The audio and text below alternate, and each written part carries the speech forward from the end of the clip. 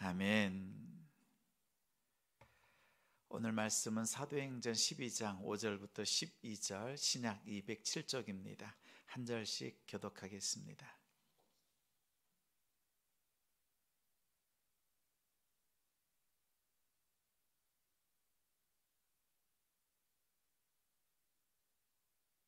사도행전 12장 5절부터 12절 제가 먼저 읽습니다.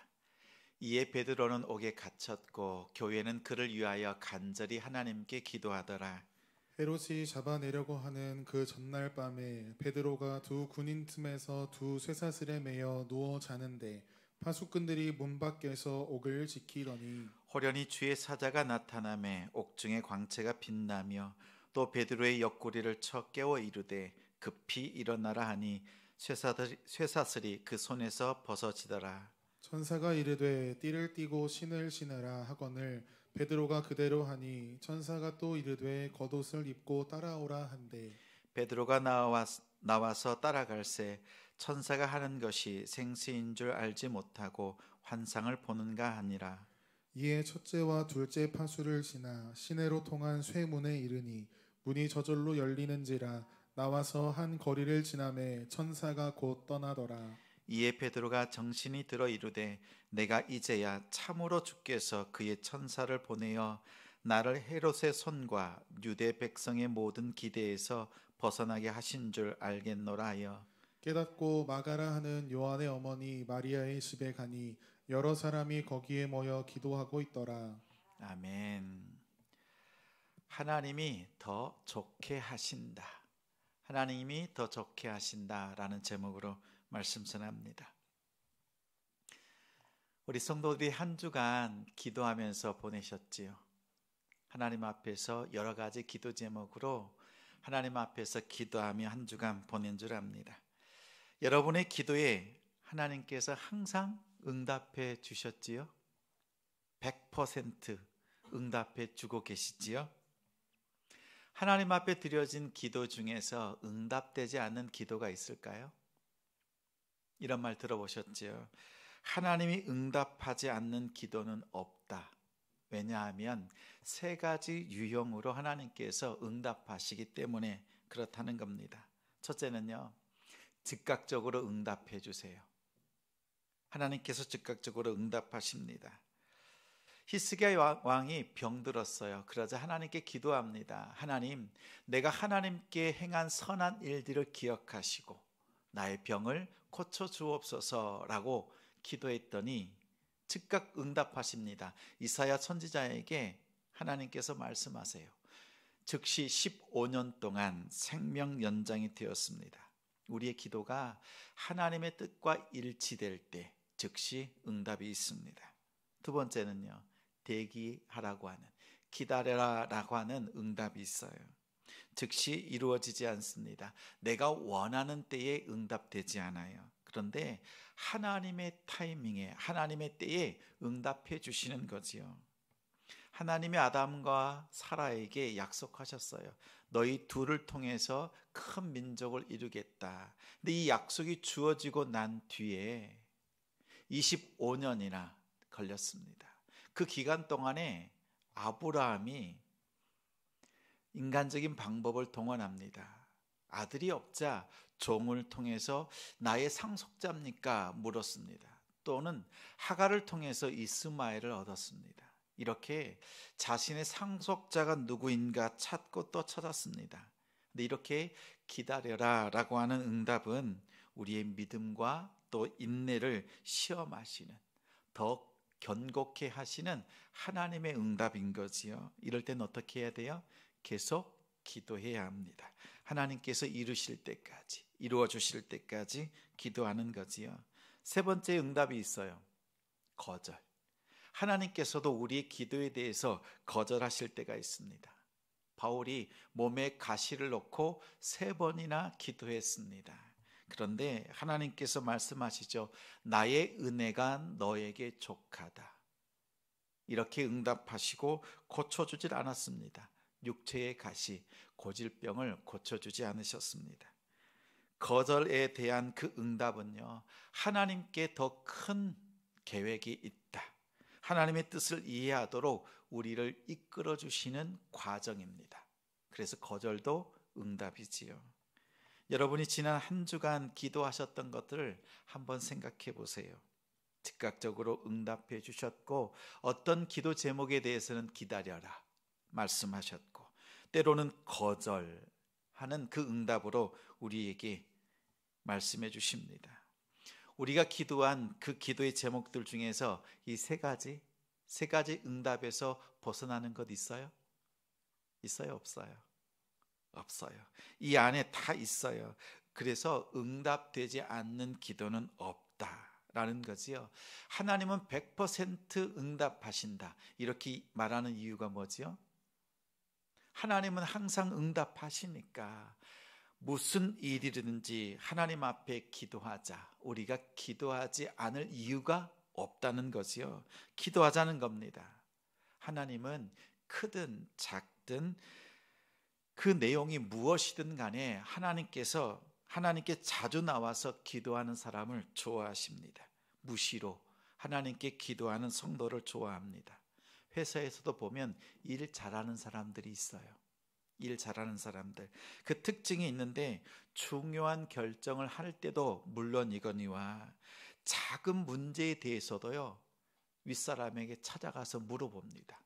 할 수 있는 것 같은 그 일들도요, 매번 묻고 상의를 합니다.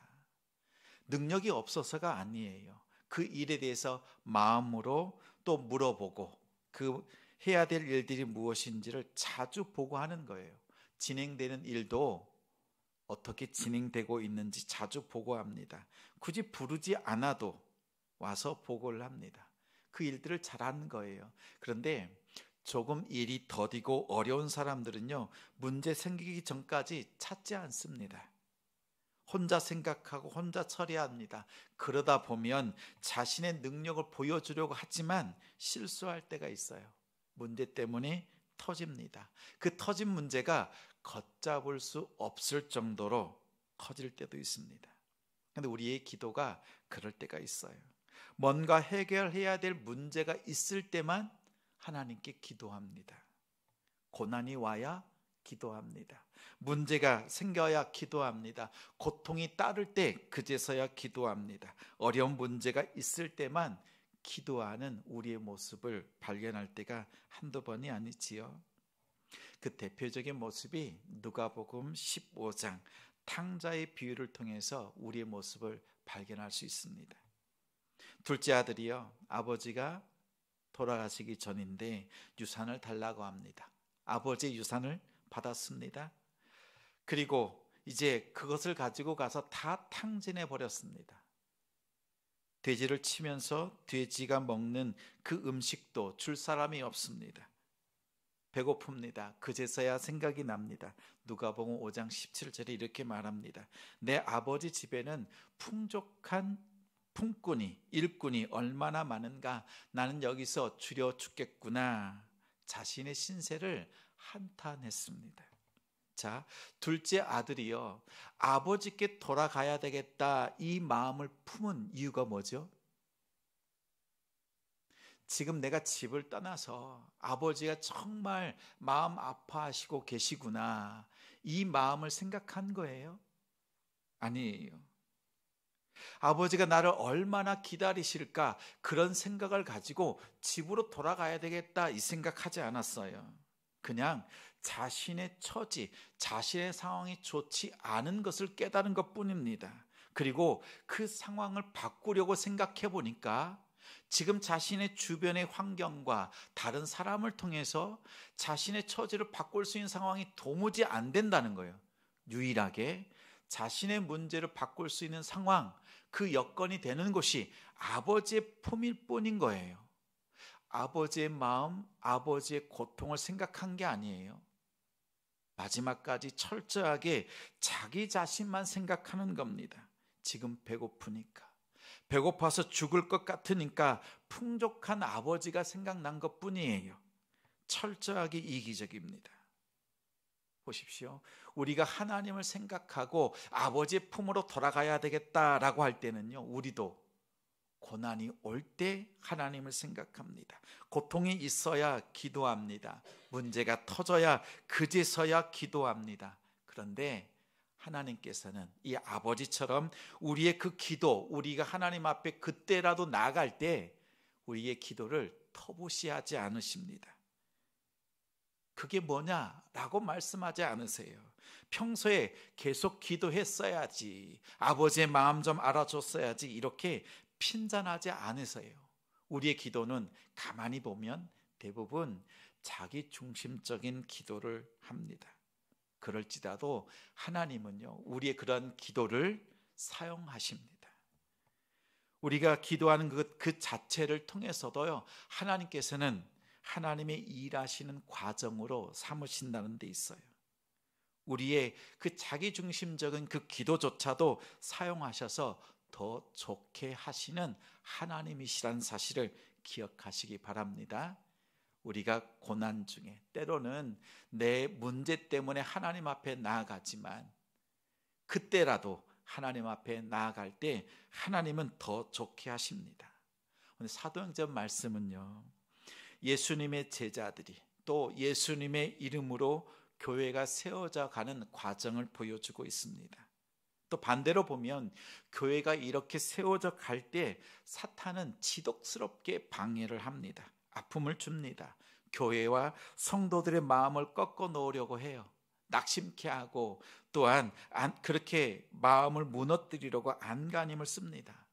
5장 말씀에 보면 아나니아와 삽비라가 나오잖아요. 사탄은 성도들을 공격합니다. 아나니아와 삽비라가 성령 하나님을 속였습니다. 헌금 문제로 죽임을 당했지요. 성도가 죽었습니다. 그 일을 놓고 교회가 슬픔 가운데 빠졌어요. 그러나 성령 하나님이 하신 일이었어요. 교회를 거룩하게 유지하는 하나님의 역사였습니다. 그 일들 앞에서 성도들은 흩어지지 않습니다. 두렵고 떨었습니다. 경외함으로 하나님 앞에 하나 되었습니다. 그 일을 통해서요, 사탄이 틈찼지만 그 일을 통해서 하나님께서 더 좋게 하셨습니다. 교회를 더 단단하게 거룩함 위에 세우셨어요. 7장에 보면 사탄이 이제는 교회를 핍박합니다. 공격합니다. 스데반 집사, 그의 순교를 통해서 또 예수 믿는 자들이 고난을 당했습니다. 교회가 공격을 당했지요. 이 일로 성도들이 흩어졌습니다. 사도행전의 핵심 구절이 1장 8절이에요. 너희가 성령이 임하시면 너희가 권능을 받고 예루살렘과 온 유대와 사마리아와 땅끝까지 내 증인이 되리라, 이 말씀 주셨잖아요. 근데 이 말씀이 언제 이루어진지 알아요? 스데반 집사의 고난을 통해서 그 다음에 이루어졌어요. 1장 8절 뒤집으면 8장 1절이잖아요. 8장 1절에 이렇게 말씀이 있습니다. 사울은 그가 죽임당함을 마땅히 여기더라. 그날에 예루살렘에 있는 교회에 큰 박해가 있어 사도 외에는 다 유대와 사마리아 모든 땅으로 흩어지니라. 1장 8절 말씀이요, 스데반 집사의 죽음, 그 순교를 통해서 교회의 핍박을 통해서 성도들이 예루살렘에 모여 있다가 각 지역으로 흩어지기 시작했습니다. 땅끝까지 복음을 전하는 일을 감당했습니다. 흩어진 성도들이요, 두려워서 그 고난을 피하기 위해서 흩어졌지만 흩어진 곳에서 이방인들에게 복음을 전했습니다. 그들이 듣고 회개하고 돌아왔습니다. 예수님께서 말씀하신 1장 8절 말씀이 8장 1절에서 이루어진 겁니다. 자, 보십시오. 교회는 고난을 당했어요. 하나님이 교회의 핍박을 통해서 복음이 더 힘있게 증거될 수 있도록 더 좋게 하셨습니다. 고난 속에서 더 좋게 하시는 하나님의 역사가 교회가 세워지는 그 과정 속에 있었습니다. 오늘 말씀의 12장, 사탄은요, 교회의 리더들을 공격합니다. 헤로드 왕이 기세 등등합니다. 요한의 형제 야고보를 죽였어요. 1절에 보면 그렇습니다. 자, 근데 이제 베드로까지 죽이려고 합니다. 감옥에 가두었습니다. 아침이면 그를 불러내서 이제는 죽이려고 합니다. 그러자 교회가 그를 위해서 간절히 하나님께 기도했습니다. 베드로가 풀려나기를 기도했던 거지요. 오늘 말씀 5절 말씀을 같이 읽겠습니다. 이에 베드로는 옥에 갇혔고 교회는 그를 위하여 간절히 하나님께 기도하더라. 보십시오. 교회는 그를 위하여서 간절히 하나님께 기도하더라. 지금 이 문제, 이 상황을 바꿔줄 수 있는 분은 하나님밖에 없습니다 라는 거지요. 우리의 상황, 도무지 풀릴 것 같지 않은 그 상황 바꿀 수 있는 분은 하나님밖에 없습니다. 문제 앞에 고난이 있을 때, 기도할 일이 있을 때 하나님은 교회는 또 기도하고 기도했습니다. 하나님께 기도하고 또 기도했어요. 성도들이 기도했습니다. 그러자 하나님이 천사를 보내셨습니다. 베드로를 감옥에서 구원하셨습니다. 도무지 불가능한 일, 일어날 수 없는 그 일을 하나님께서 역사하신 겁니다. 더 좋게 하시는 거지요. 교회의 기도, 성도들의 기도가 이렇게 힘이 있습니다. 하나님이 들으시고 그 일들을 이뤄 가시는 겁니다. 오늘 말씀을 통해서 우리 성도들에게 권합니다. 기도합시다. 기도합시다. 12장에 보면 하나님은 베드로를 구원하셨습니다. 정말 기적 같은 일로 구원하신 거예요. 그럼 왜 구원하셨을까요? 이 베드로를 통해서 하나님께서 이후에 복음의 역사를 이끌어 가실 놀라운 계획이 있는 것처럼 보이잖아요. 그렇지요?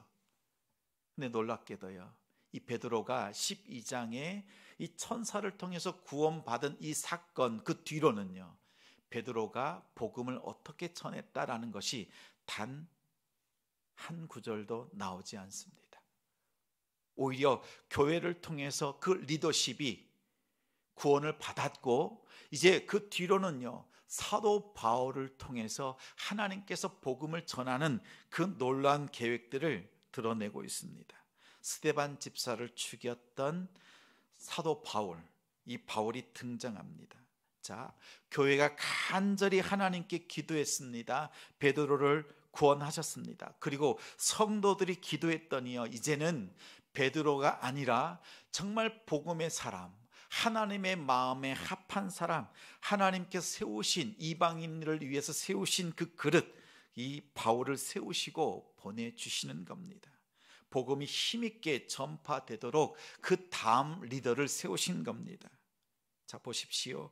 교회와 성도들이 기도한 것보다 하나님께서 단순히 한 사람을 구원한 것으로 끝나지 않으시고 이제는 이방인들까지 구원하는 그 놀라운 이방인의 사도를 준비하시고 그를 세우시는 하나님의 놀라운 역사가 있습니다. 한 사람의 구원을 위해서 기도했지만 하나님은 더 놀라운 이방인들을 향한 그 구원의 계획을 이루셨습니다. 자, 보십시오. 이런 말이 있어요. 기도하지 않으면 사소한 우연도 일어나지 않는다. 다시 말하면 우리가 아주 작은 일이라도 기도하면 하나님께서 역사하신다라는 거예요. 우리가 기도할 일들이 많이 있습니다. 하나님 앞에 예배하고 또 하나님 앞에 복음을 전하는 일을 감당하고 정말 가정을 위해서 기도할 제목들이 많이 있습니다. 우리가 크든 작든 하나님 앞에 교회가 기도하고 우리 성도들이 함께 기도합시다. 하나님께 맡깁시다. 그러면 우리 성도와 우리 교회가 기도하는 그 제목이 하나님 앞에 상달되어지고 하나님께서 이루시는 줄 믿습니다. 오뚜기 카레는 3분 걸려요. 여러분들에게 나누어 준 우리 지성의 이 7가지 기도 제목 있지요. 제가 읽고 시간을 재보니까 2분 30초 걸립니다. 3분이 채 걸리지 않아요. 우리가 읽기만 해도 기도가 됩니다. 우리가 이 기도 제목 공동의 기도문을 나누어 준 이유가 무엇이에요? 우리 성도가 성도를 위해서 또 가정과 가정이 서로 기도하고 또 서로 연결되어져서 하나님의 아름다운 처소가 되어지고 성전이 되어져 가자라는 것이었어요. 여러분 기도하고 계시지요? 또 우리 함께 기도하고 있습니다. 정말 한 영혼을 위해서 기도해야 됩니다. 우리 기도 소리가 더 높아져야 되겠습니다. 그러면 우리가 하나님 앞에 기도한 것보다 더 좋게 하시는 하나님의 놀라운 역사를 우리는 경험하게 될 것입니다. 사도행전의 역사가 우리 교회의 역사요, 또 하나님께서 이루어가시는 구원의 역사인 것을 증거하고 나눌 수 있는 우리 기도의 자리가 되기를 소망합니다. 기도하고 또 기도하는 성도, 우리 가정 속에서 하나님께서 놀라운 역사 이루실 줄 믿습니다. 더 좋게 하시는 하나님의 은혜가 있는 줄 믿습니다. 기도하고 또 기도합시다. 우리 기도하는 성도들에게 우리 하나님께서 은혜와 복으로 함께 하시기를 주님의 이름으로 축원합니다. 축원합니다.